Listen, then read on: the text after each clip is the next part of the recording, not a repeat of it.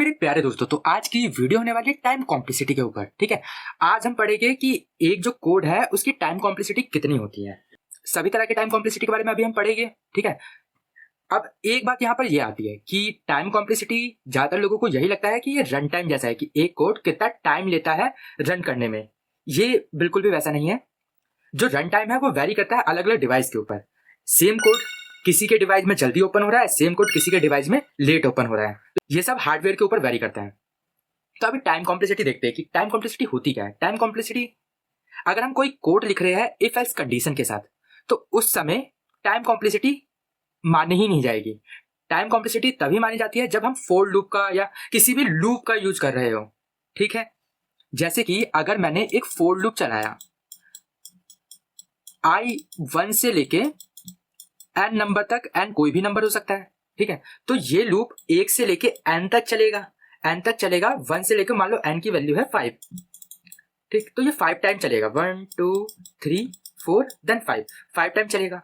तो इसकी overall time complexity क्या रहेगी, n। ये कितनी बार चला, ठीक है, मेरा कोड कितनी बार चला है, वही होती है टाइम कॉम्प्लेक्सिटी। ये सीधा सीधा वेरी करती है हमारे इनपुट के ऊपर। जो भी हमारा इनपुट रहेगा उसी के हिसाब से हमारी टाइम कॉम्प्लेक्सिटी भी रहने वाली है।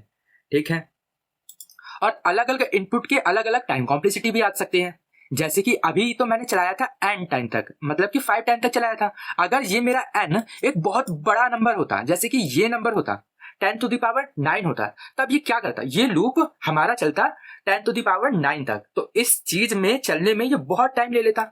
तो इसी चीज को सॉल्व करने के लिए अलग अलग सेम क्वेश्चन के अलग अलग सॉल्यूशंस होते हैं जिसकी टाइम कॉम्प्लेक्सिटी वेरी कर सकती है। तो अभी हम एक एक करके सभी टाइम कॉम्प्लेक्सिटी के बारे में पढ़ेंगे। देखो, सबसे पहले हम बात करते हैं एक टाइम कॉम्प्लेक्सिटी की, नॉर्मल टाइम कॉम्प्लेक्सिटी। जैसे कि एक हमने फोर लूप चलाया जो कि चल रहा है i से लेके i0 से लेके n तक चल रहा है। ठीक है, सिंपल i0 से लेके n तक चल रहा है। तो इस टाइम पे इसकी टाइम कॉम्प्लेक्सिटी, ये मेरा लूप चला कितने बार है, ये n टाइम चला है, तो सिंपल इसकी टाइम कॉम्प्लेक्सिटी क्या होगी, n ही होगी। ठीक है, जिसको हम बोलते हैं बिग O ऑफ n। ठीक, जैसे कि मान लो एक लूप है मेरा पूरा, ऐसे करके एक लूप है जिसमें मेरे को फाइंड करना है, 4 फाइंड करना है। तो मैं आऊंगा, यहां से स्टार्ट करूंगा, i से स्टार्ट किया, 4 मिला नहीं मिला, यहां पर नहीं मिला, यहां पर मिल गया, तो हमें आंसर मिल गया। तो ये हो गई हमारी 3 तरह की टाइम कॉम्प्लेक्सिटी होती है। सबसे पहले क्या है, best time complexity. Best time complexity मतलब कि जो हम ढूंढ रहे हैं ना वो एक बार में ही मिल गया। हमने लूप रन किया, जो हम ढूंढ रहे हो वो हमें पहली बार में आंसर मिल गया। तो ये हो गया हमारी बेस्ट टाइम कॉम्प्लेक्सिटी। ठीक है, अगर इसके बीच में हो गया तो एवरेज टाइम कॉम्प्लेक्सिटी क्या रहेगा। अगर बीच में मान लो यहां पर मिला, यहां पर मिला, तो इसको बोलेंगे एवरेज टाइम कॉम्प्लेक्सिटी। क्यों, क्योंकि ये बीच में लाई किया कहीं। ठीक, और अगर हमें लास्ट में मिला, मतलब कि जो मेरा लूप है वो पूरा का पूरा एंड टाइम चला है, एंड टाइम चला है, इसका मतलब ये वर्स्ट टाइम कॉम्प्लेक्सिटी है। तो वर्स्ट टाइम कॉम्प्लेक्सिटी ही हम हमेशा काउंट करते हैं, जिसको बोला जाता है बिग O ऑफ ओ बोला जाता है, बिग O बोला जाता है इसको। वर्स्ट टाइम कॉम्प्लेक्सिटी को ही बिग O बोला जाता है। कितनी बार चला मेरा लूप, एन टाइम चला, तो इसको पढ़ा जाएगा big O of n. Clear. और हर एक कोड के लिए अलग अलग हो सकते हैं, लेकिन मेनली हमारा जो आंसर आता है वो कुछ फंक्शंस पे ही आता है। सबसे पहला क्या होता है, बिग O ऑफ 1, इसको बोलते हैं कांस्टेंट टाइम कॉम्प्लेक्सिटी।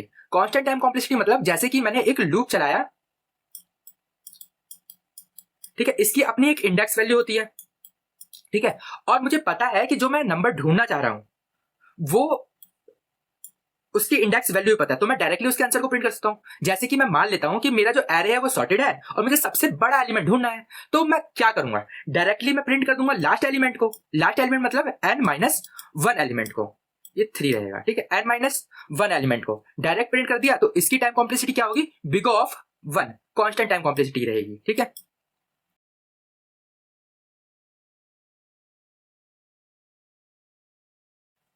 तो कांस्टेंट टाइम कॉम्प्लेक्सिटी आपको समझ में आया होगा। और इसके बाद आता है हमारा n time complexity, big O of n time complexity, इसको बोलते हैं linear time complexity. Linear time complexity graph से रिप्रेजेंट करते हैं, ये होता है x, देन ये होता है y, यहां पर हमारा 0। ये क्या होता है, इनपुट, ये होता है हमारा आउटपुट। ठीक है। अभी हम पढ़े हैं कांस्टेंट टाइम कॉम्प्लेक्सिटी के बारे में, बिग O ऑफ 1। ठीक है, ये क्या होती है, अगर हमारा इनपुट कुछ भी हो, हमारा लूप एक ही बार चलेगा और एक बार में हमें आंसर दे देगा। ठीक है, इसी लाइन को बोला जाएगा बिग O ऑफ 1, क्योंकि डायरेक्टली हमें आंसर मिल रहा है, हमें बार बार चीजें ढूंढनी नहीं पड़ रही है। ठीक, अब लीनियर टाइम कॉम्प्लेक्सिटी, कि जो भी मेरा इनपुट रहेगा उतनी बार ही चलेगा मेरा लूप। ठीक, तो ये चीज क्या दर्शा रहा है कि मेरा लूप कितनी बार चल रहा है, और ये क्या दर्शा रहा है कि मेरा इनपुट क्या होने वाला है। जैसे कि मैंने एक एग्जांपल शुरुआत में दिया था, फोर लूप चलाया, मान लो आई 0 से लेके एन तक, एन तक चलाया, तो क्या होगा, ये पूरा लूप एन तक चलेगा। तो इसका मतलब कि जो मैं इनपुट डालूंगा उतना ही आउटपुट भी जाएगा, उतनी बारी मेरा लूप भी रन करेगा। अगर मैं 0 इनपुट डालूंगा तो 0 टाइम चलेगा, अगर मैं 4 इनपुट डालूंगा तो 4 ही रहेगा, अगर मैं 10 टू दी पावर 10 डालूं, 11 डालूं, कुछ भी डालूं, तो वो ऐसा ही रहेगा। जो मेरा इनपुट रहेगा वही मेरा आउटपुट रहेगा। ठीक है, जो मेरा इनपुट रहेगा उतना ही आउटपुट रहने वाला, उतनी बार ही मेरा लूप चलने वाला है। ठीक है, तो ये क्या रहेगा, ये लाइन होती है, सीधी लाइन जाती है एकदम, इसको ही बोला जाता है लीनियर टाइम कॉम्प्लेक्सिटी। ठीक है, तो जो मेरा इनपुट रहेगा वही आउटपुट आएगा, तो इसका मतलब मेरी है वो लीनियर टाइम कॉम्प्लेक्सिटी। ठीक, कभी कभी ऐसा भी होता है जब हम एन स्क्वायर चले जाते हैं। एन स्क्वायर कब जाते हैं, जैसे कि हमने बहुत सारे क्वेश्चंस करे थे जिसमें हम एक लूप के अंदर लूप बना रहे थे, जैसे कि फोर लूप के अंदर ये एन तक चल रहा है, फिर इसके अंदर भी एक और लूप बनाते थे।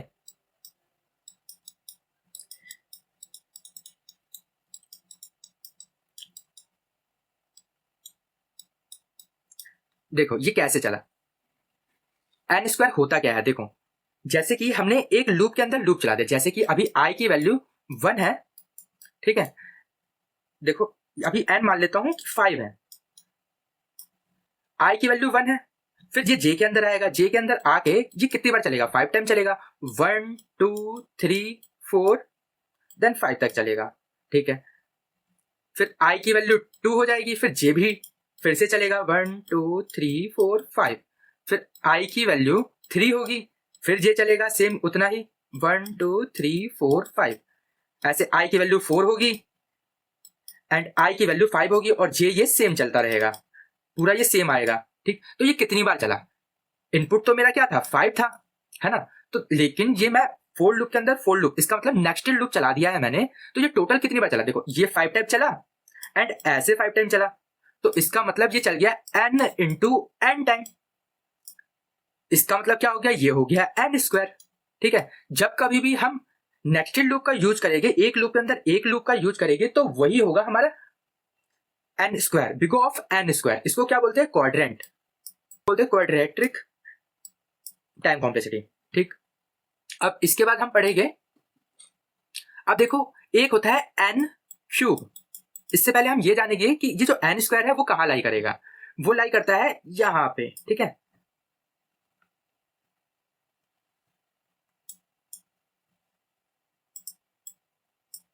वो लाई करेगा यहां पर, एन स्क्वायर। ठीक है, और एन क्यूब अभी हम पढ़ेंगे वो यहां लाई करेगा।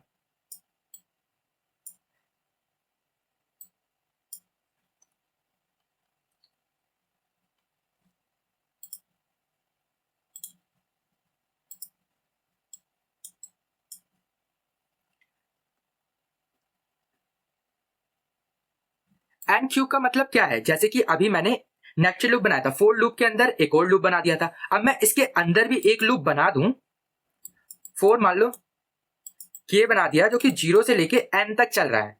ठीक है, एन तक चल रहा है, तो इसका मतलब ये 3 टाइम चला, है ना, 3 टाइम चला, तो इसी को बोल देते हैं एन क्यूब। ऐसे ही हम जितनी पावर बढ़ाते जाएंगे वो उतना ज्यादा एन बढ़ता जाएगा, एन दी पावर बढ़ती जाएगी हमारी। ठीक है, एक लूप के अंदर जितने लूप बढ़ाते जाएंगे, और हम जैसे जैसे लूप बढ़ाते जाएंगे उतनी ज्यादा हमारी टाइम कॉम्प्लेक्सिटी खराब होती जाएगी। ठीक है, हमारा लूप जितनी बार चलेगा ना, जितनी ज्यादा बार चलेगा उतनी ज्यादा ही हमारी टाइम कॉम्प्लेक्सिटी खराब होती चले जाती है। ठीक है, आप देखो इसके बाद आता है हमारा log n, big O of log n. ये क्या कहता है टाइम कॉम्प्लेक्सिटी,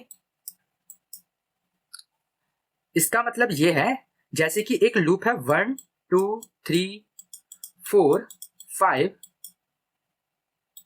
6 7, ऐसे ये एक लूप है जो कितना लंबा है 7 है। ठीक है, ये क्या होगा अगर हमें कुछ ढूंढना है, ये ज्यादातर यूज होता है बाइनरी सर्च में। तब हम कैसे ढूंढते हैं, जैसे कि मुझे ढूंढना है मान लो 2 ढूंढना है। इसमें क्या करते हैं हम, सबसे पहले एक मिड निकाल लेते हैं, मिड निकाल लिया, फिर चेक करेगी कि क्या ये जो नंबर है वो क्या हमारे जो टारगेट से वो क्या बराबर है, नहीं है बराबर। अगर छोटा है तो वो इधर होगा, बड़ा है तो वो इधर होगा। अभी क्या है, छोटा है, फिर इसका आधा निकाल लेंगे, इसका आधा क्या आएगा 2, वो यहाँ पे रहेगा, फिर इसका आधा रहेगा 1, फिर वो यहाँ पे रहेगा। इस तरीके से हमें मिल जाता है। तो इसमें बेसिकली होता क्या है, जो हमारा लूप है ना वो धीरे धीरे आधा आधा आधा आधा होता चला जाता है। जैसे कि मान लो कि मेरा लूप जो है वो इनपुट जो है वो 100 है, इसको मैं 2 से डिवाइड करूंगा, क्या आएगा 25 आएगा। 25 नहीं,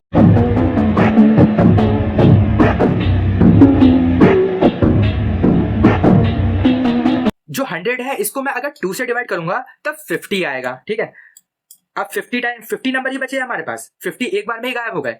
फिर चलाऊंगा तो क्या होगा, ये 25 ही आएगा।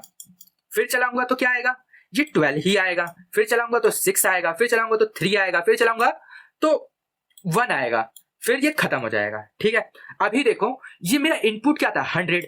अगर ये लीनियर टाइम कॉम्प्लेक्सिटी होती तब ये कितनी बार चलता, 100 टाइम चलता।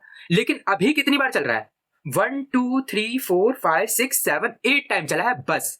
ठीक है, जो मेरा लूप 100 टाइम चलने वाला था वो अभी सिर्फ 8 टाइम ही चला है, इतने में ही मेरा काम हो गया। ठीक है, जब वर्स्ट सिचुएशन भी होगी ना तो ये 8 टाइम ही चलेगा, 8 टाइम में ये आंसर निकाल के दे देगा। तो ये जो मेरा लूप है वो लीनियर से भी अच्छा होता है। और ये ग्राफ के ऊपर लाई कहां करता है, जैसे कि ये जो मेरा ग्राफ है ये बस ये जो कांस्टेंट टाइम कॉम्प्लेक्सिटी थी ना इससे जस्ट ऊपर लाई करता है, log n। ठीक है, अब इसके बाद क्या होता है, log n हमने पढ़ लिया। अब पढ़ते हैं हम big O of n log n। ठीक है, जो कि ज्यादातर यूज होती है सॉर्टिंग में। अभी हम डीएसए के क्वेश्चंस करेंगे तब हम सॉर्टिंग के बारे में पढ़ेंगे। ये डायरेक्टली यूज होती है सॉर्टिंग में। जब भी हमें करना होगा कि n log n को यूज करना है तब हम सॉर्टिंग को यूज कर पाएंगे। अब ये सॉर्टिंग क्या होता है, सॉर्टिंग मतलब जैसे कि कोई नंबर है, एरे दे रखा है, वो अरेंज नहीं है, वो आगे पीछे है, इसको हमें असेंडिंग या डिसेंडिंग ऑर्डर में लिखना है तो इसी को सॉर्टिंग बोला जाता है। ठीक है, ये हमने सॉर्ट कर दिया। ठीक, इसको ही हम कोड के बेसिस पे या किसी भी लैंग्वेज के बेसिस पे सॉर्ट करते हैं, तब हमारी टाइम कॉम्प्लेक्सिटी ये चले जाती है। इसका बेसिकली मतलब ये है कि हमने एक लूप को पूरा एंड टाइम चलाया एंड एक बार उसको हमने ये चलाया। ठीक है, जैसे कि हमने एक फोर लूप चलाया है पूरा i 0 से लेके n तक चलाया है। ठीक है, n तक चलाया और फिर इसके अंदर एक और लूप चलाया है जो कि हमारा बाइनरी सर्च का है। ठीक है, बाइनरी सर्च का मतलब log n लूप चलाया है, इसके अंदर मैंने एक log n चला लिया, log n चला लिया।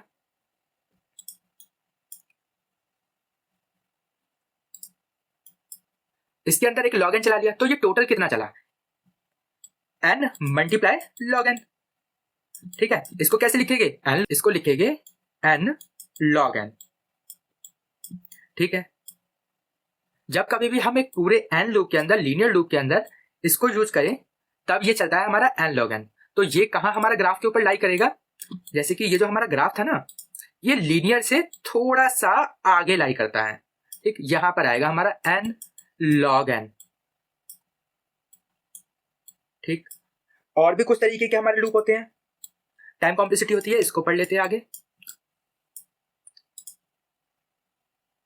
एक होता है हमारा big of two the power n। ये क्या होता है, ये टाइम कॉम्प्लेक्सिटी होती है जो भी हमारा इनपुट है उतनी बार ही हमारा लूप रन कर रहा है। जैसे कि हमारा इनपुट है मान लो n। ठीक है, तो इतनी power time to the power n time ही हमारा लूप रन करेगा। तो ये बहुत गंदी टाइम कॉम्प्लेक्सिटी होती है, इसमें बहुत कम ही कोड किए जाते हैं। एंड इससे भी गंदी क्या होती है टाइम कॉम्प्लेक्सिटी, मान लो बिग ऑफ n फैक्टोरियल। ठीक है, अब फैक्टोरियल क्या होता है, जैसे कि मान लो अगर मेरी n की वैल्यू 4 होती तो इस केस में ये कितनी बार चलता, 2 मल्टीप्लाई 2 मल्टीप्लाई 2 मल्टीप्लाई 2 टाइम, ठीक है। अगर ये फैक्टोरियल होता तो क्या चलता, 4 मल्टीप्लाई 3 मल्टीप्लाई 2 मल्टीप्लाई 1, ठीक है। तो इसके शुरुआत के नंबर बड़े होते हैं, इस वजह से ये ज्यादा बार चल जाता है लूप, एंड इसके हर एलिमेंट बराबर होते हैं, इस वजह से ये कम बार चलता है। तो ये जो है ये सबसे बेकार टाइम कॉम्प्लेक्सिटी होती है, ये उससे अच्छी टाइम कॉम्प्लेक्सिटी होती है, ये वाली इससे अच्छी n स्क्वायर होती है, उससे अच्छी n log n होती है। तो इन दोनों को एक बार ग्राफ में देख लेते हैं तो इससे और भी ज्यादा अच्छे से क्लियर होगा। तो जैसे कि मैंने बोला था, यहां पर आएगा हमारा 2 की पावर n, एंड इसके इधर आएगा, इधर कहीं n फैक्टोरियल, ठीक है।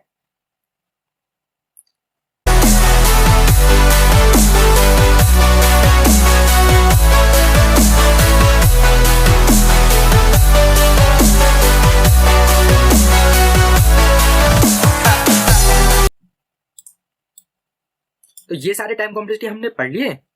तो अभी सारे टाइम कॉम्प्लेक्सिटी हो गए, कुछ बचे हैं, हर किसी क्वेश्चन के अलग अलग होते हैं। और एक बात जान लो, जैसे कि किसी की टाइम कॉम्प्लेक्सिटी कुछ ऐसी आई, 2 the power n 2n plus n square plus n cube, ये आई। कोड की कुछ भी टाइम कॉम्प्लेक्सिटी हो सकती है, तो ये आई टाइम कॉम्प्लेक्सिटी, ठीक है। तो इसमें कंसीडर सिर्फ इस वाले को करा जाएगा, जो भी सबसे बड़ी टाइम कॉम्प्लेक्सिटी होगी ना, सिर्फ उसी को करा जाएगा कंसीडर, बाकी सबको हटा दिया जाएगा, इन सबको इग्नोर किया जाएगा। अगर कोई भी बड़ा सा कोड है, उसकी टाइम कॉम्प्लेक्सिटी कुछ ऐसी आई है, तो सबसे बड़ा जो है वही इसकी टाइम कॉम्प्लेक्सिटी रह जाएगी।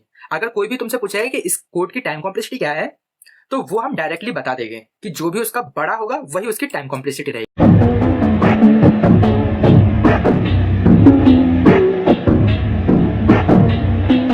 जो छोटे होते हैं वो नेग्लिजिबल होते हैं, उनको हटा दिए जाते हैं।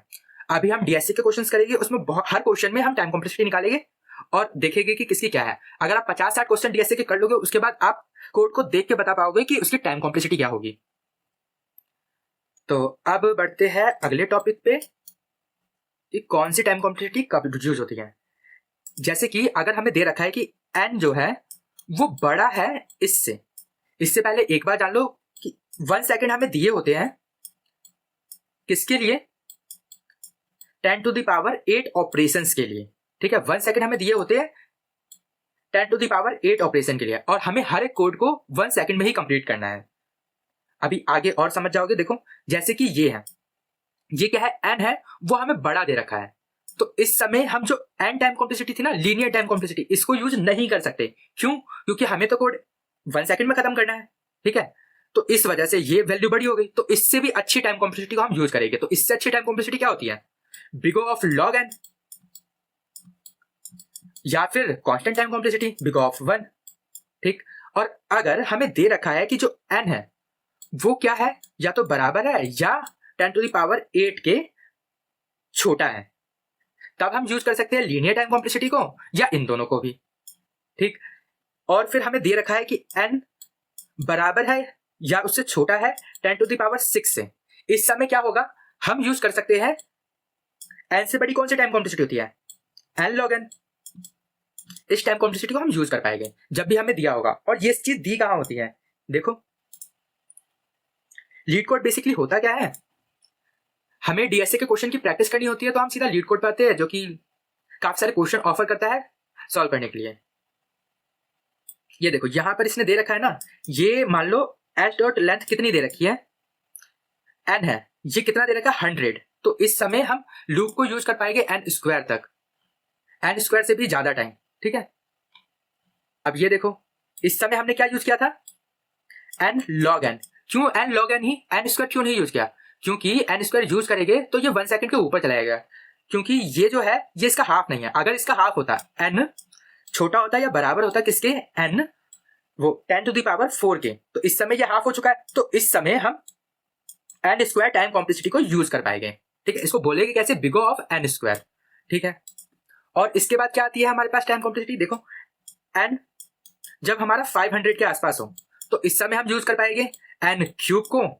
जब हमारा n होगा 25 के बराबर, इस समय हम यूज कर पाएंगे टू द पावर n। और इससे भी अच्छा क्या होगा, जैसे कि n हमें दे दिया है 12 के बराबर, या इससे भी छोटा 10 दे दिया है, तो इस समय हम यूज कर पाएंगे n फैक्टोरियल टाइम कॉम्प्लेक्सिटी को, ठीक है, तो अब हम ये समझ गए हैं कि कब हमें कौन सी टाइम कॉम्प्लेक्सिटी को यूज करना है। ठीक है, कुछ क्वेश्चंस ऐसे होते हैं जो n स्क्वायर में तो बन जाते हैं, लेकिन उसमें आ जाता है रन टाइम एरर। ठीक है, इसका मतलब क्या है कि उसको चलाने में टाइम एरर आ गया है, वो उसका आगे चल नहीं पा रहा है, जितना उसको समय दे रखा है ना चलने के लिए, वो उतने में चल नहीं पा रहा है। वो कब आता है? बस इनकी वजह से आता है। हमें दे रखा है कि इसमें चला दो, इसका मतलब लीनियर टाइम कॉम्प्लेक्सिटी में चला दो, लेकिन हम कर देते हैं इस कोड को n स्क्वायर में या n log n में, तो उस केस में हमें रन टाइम एरर आ सकता है। ठीक है, तो आज की वीडियो के लिए इतना ही था। टाइम कॉम्प्लेक्सिटी को हम पूरी तरीके से पढ़ चुके हैं, और भी हम क्वेश्चंस करेंगे जिसकी हम टाइम कॉम्प्लेक्सिटी निकालेंगे, तब बहुत अच्छे से हमें टाइम कॉम्प्लेक्सिटी निकालना भी आ जाएगा। ठीक है, तो अब मैं मिलता हूं आपको अगली वीडियो में, तब तक के लिए गुड बाय, sayonara।